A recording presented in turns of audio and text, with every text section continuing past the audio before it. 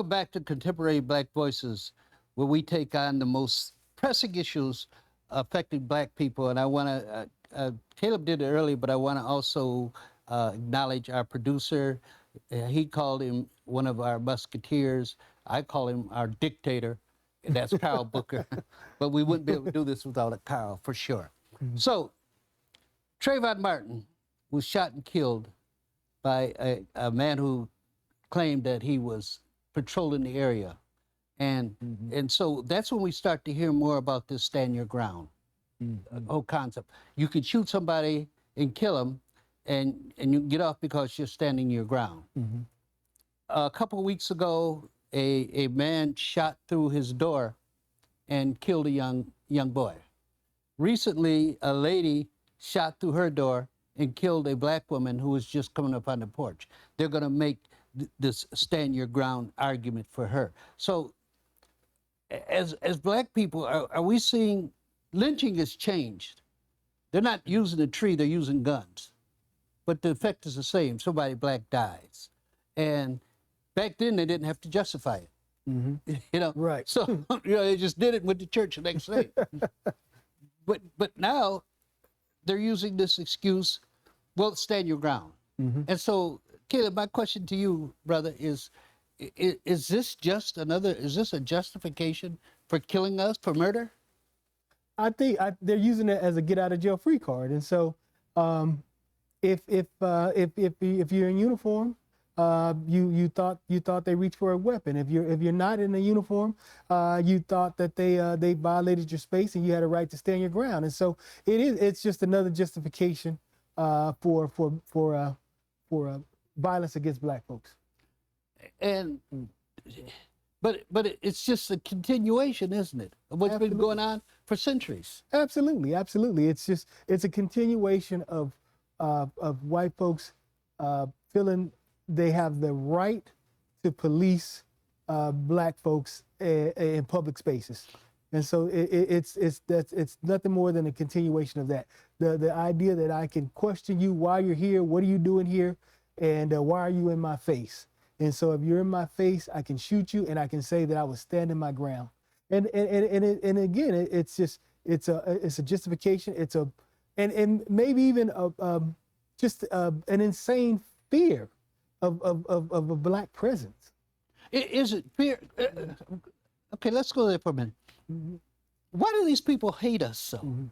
I mean, if anybody should hate someone, we should hate them. You know? Right. What in the world? I always wondered. I used to ask my students at UTSA, why do white people hate us? What did we do to them to make them take a gun and shoot through a door and kill a kid? Take a gun, shoot through a door, and kill a woman. What did we do, man? Tell me. Maybe you could make me understand why these folks hate us. I mean, wow, that's something dealing with the psychology of white folks, and I have no idea. But you know, I mean, and again, it's you have these members of the lost cause, of the hidden empire, and so you have a continuation of that group, a continuation of violence that is just it's abetted against Black folks. You have this antebellum mentality. Again, it's the and then again, I know you and I talked about this quite a few times. We talked about it often. Just the idea that at least I'm better than a Black person.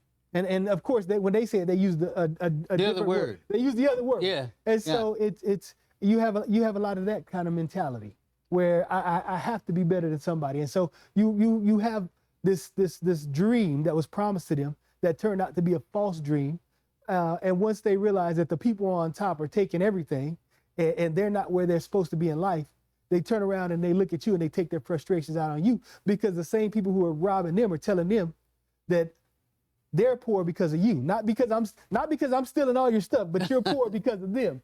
And so you have a lot of that too, of pitting poor against poor. And so, but again, delving into the psychology of white folks who have always, since the beginning of time, since the beginning of written history, have always gone out and wanted to take other people's stuff. I don't want to deal with the psychology of that, of those people. Why is it? Okay, Miami is playing Denver for the NBA championship. You have, out of the 10 players, 9 or 8 are black. The stadium's full of white folks. Yeah. Do they hate those players too? I don't think they'd have more for dinner, but but it's entertainment. It's the same thing. You know what I mean? Hey, they used to go from plantation to plantation. They pit buck against buck. Yeah, they did. And so it's the same thing. It's a modern day form of entertainment for those folks. And so it's gladiator against gladiator. And so it's just less violent, I guess. But they've always had that mentality. And it's not going to change. It's not. Do you think? You'd think. You know, when we saw what happened in the '60s, and we were all trying to come together, and I was fortunate to be a part of that whole movement. And now to see where we've gone, it's like, man, this country is going backward. Absolutely. Or did it ever? I guess the question is, did it ever go forward? You know, you have these pockets of time, like right after slavery, you had Reconstruction, and then in the '60s you had the movement to break down segregation, everything, and then we get Reagan, and then we get Trump, and it seems as though it's gone back to this Jim Crow area almost. In fact, a lot of these people, these mega hats, they would welcome that. They'd probably welcome that. Absolutely, absolutely. So they want to go back to a time where whiteness meant privilege. And so, and again, I think you look around, there's a lot of economic frustration. And so they now, whereas in the '50s, there could be a one income home, and the dad could go off to the office, and the mom could stay at home and raise the kids. And so it's just the economic times have changed, and so you have a lot of economic frustration that's set in. And so you have it's the same. You scapegoat. And so there's no population that's easier to scapegoat than us. In fact, during the progressive movement in the late 19th century, they tried to bring the white farmers together with the black farmers because the common enemy was the person who owned all the land. And they were in the same situation we were in, but they taught them that they were better, even though they weren't making any money. Yeah. You know, they're struggling just like the black farm. They were better because you could call them the N-word, and the N-word automatically made you superior to them. Automatically made you superior. And so it's the same thing, and it originates. You had dirt poor. It bewilders me how you could have rich plantation owners that would get dirt poor white folks who didn't have shoes to go off and fight a war so that they continue to own the slaves and exploit everybody. And so you've always had that. You've always had the rich folks dividing black folks and poor white folks. And so you can, even when you take a look at the statistics of who gets government assistance, right? And so you have a situation where white folks will vote against their own interests. They will. Who are desperately in need of government assistance, but they will vote against it just so black folks won't get it. Yeah. And so it's always been that way in this country. Well, let me ask you this, brother. How long do they think we'll continue to take this abuse? And so, as far as this country goes, the circumstances are definitely going to have to change. And so, I see some things on the horizon. I see a challenge to America's global supremacy as far as currency, a challenge to the U.S. dollar, and I think that it's going to probably there's going to be a change. And so I think that this country is going to have to get used from being the single global superpower to live in a multipolar world. And so I think that's going to scare white folks. I definitely think it's going to scare them when they're no longer the overarching To what extreme do you think they'll go? To protect their economic well-being. Yeah, their privileged, so-called privileged position, Um, psychologically and economically. they'll do everything they can. Absolutely, they'll go to the max to protect capitalism. Right. Now, speaking of that, where will the black capitalists be? Will they be right along with them?